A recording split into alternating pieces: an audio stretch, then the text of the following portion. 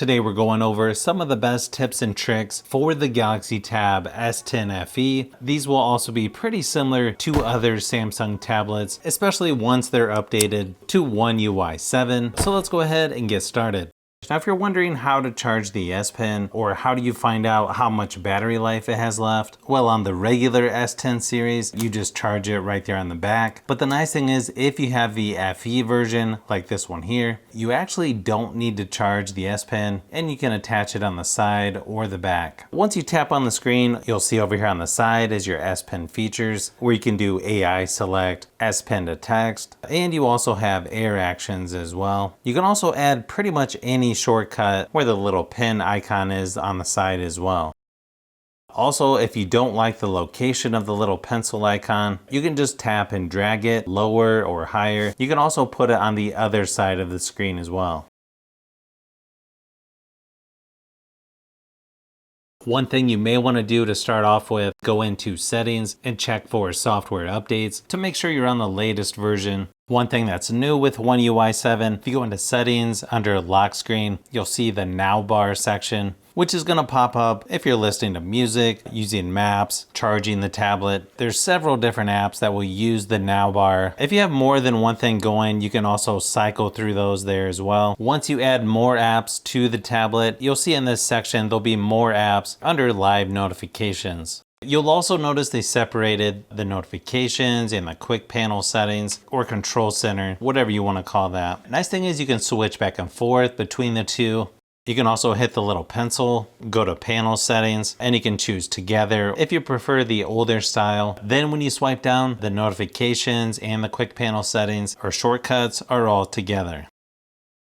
You can also tap on the little pencil and then tap and hold on each section to move them around or customize pretty much however you like. Of course, you can hit edit and you can add or subtract whatever shortcuts you want in there, including Dolby Atmos, extra dim, secure folder, and so on. You can also go under panel settings and choose edit top quick settings to modify the first row of shortcuts that you normally see when you first swipe down. It definitely makes it a little easier to access the shortcuts you use most of the time. You'll also notice if you hold down on the home button, you can now do circle to search, which definitely helps if you need to find out more information on pretty much anything on the screen. One of the first things you may want to do is go into settings, under advanced features, under side button. You can choose what to open when you double press the power button. You've also got the option if you long press the power button to open Bixby or the power off menu. You'll also notice once you have the power off menu, you can switch it back and forth here pretty easy there at the bottom. You'll also notice if you tap and hold on the home screen, you can also just pinch the home screen to get the same menu options as well. Swipe over and you still have the option of Google Discover or Samsung Free left of the home screen. Also, if you go under home screen settings, you can change the app size to be a little larger if you need to. You can turn off app labels. You can also go from 8x6 to 10x6 for the home screen grid if you'd like to fit more stuff on there. You can also change when you go into all of your apps if you want that to be 10x6 or 8x6 as well. Once you swipe up on the screen to see all of your apps installed, you can tap the three little dots and say sort by alphabetical order to get things a little more organized. You can also add widgets to the home screen or change your wallpaper and accent colors as well. You can even apply the accent color to the app icons as well. Of course, there are going to be some apps that's not going to have the color applied to it, which is probably one of the reasons why I don't always use that, but at least you have that option. Another thing you may want to do is change from gesture to 3-button navigation, where you just go into settings, under display. If you scroll down, you'll see navigation bar. You've got the option of buttons or swipe gestures. You also have several things under display that you may need to adjust as well. Like screen timeout, you may not need 30 minutes, but I would probably change it to at least a couple minutes before the screen goes to sleep. You can also keep the screen on while you're viewing as well. You've also got adaptive brightness, which I usually turn off mainly because I like to control the brightness manually, but sometimes it's nice to have. If you want things to be a little smoother when you're scrolling, you can choose adaptive, or if you want a little better battery life, you could always take it down to standard. I know some people won't really notice the difference, but it's definitely nice to have that option.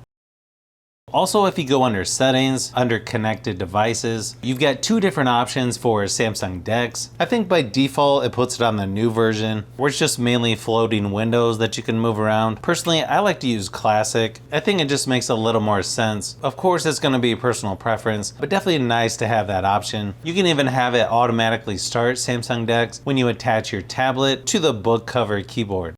Of course, you also have your edge panel over here on the side. You'll notice they have the AI select there as well.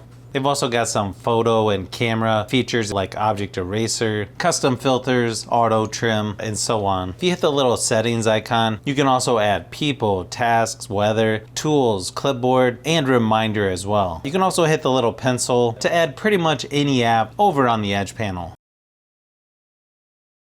You can also go into settings under lock screen, choose edit lock screen. Then you can add widgets, change the style of the clock. There's also different variations. If you just tap on the little icons, you can put pretty much any app shortcut. There's just a lot of different stuff that you can do to customize the lock screen just the way you like.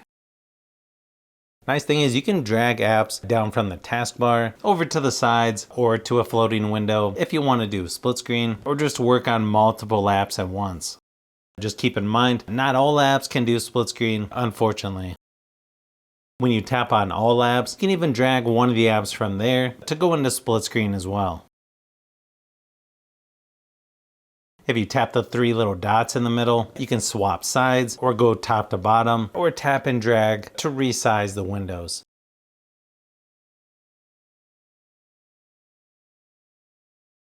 If you go into advanced features under motions and gestures, you get a handful of things you can do like double tap to turn on or off the screen, cover the screen to mute. You can also do a palm swipe to do a screenshot. Although to me it's probably a little easier just to go under panel settings and edit the top quick settings to add take screenshot right there. Or of course you can hold the power and volume down to do a screenshot as well. And then of course if you want to connect anything to this tablet through Bluetooth like a controller, speaker, earbuds, it's pretty simple to just tap and hold on Bluetooth. If you tap on details, once you have your device in pairing mode, it should pop up here. If not, you may need to hit scan or just turn off Bluetooth, turn it back on, and then it should show up.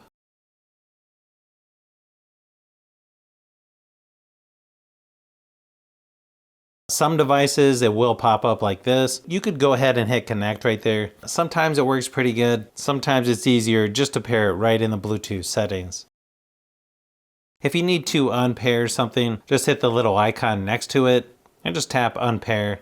Obviously, there's a lot more stuff to the new Galaxy Tab S10 FE and any other Samsung tablet that's been updated to One UI 7, but hopefully this will get you started and give you some ideas to try on your new tablet. So if you've made it this far into the video, you may want to say thanks by subscribing, and don't forget to give a thumbs up if this video was helpful. This is Brian from Fishbee Productions. Thanks for watching, and I'll see you on the next one.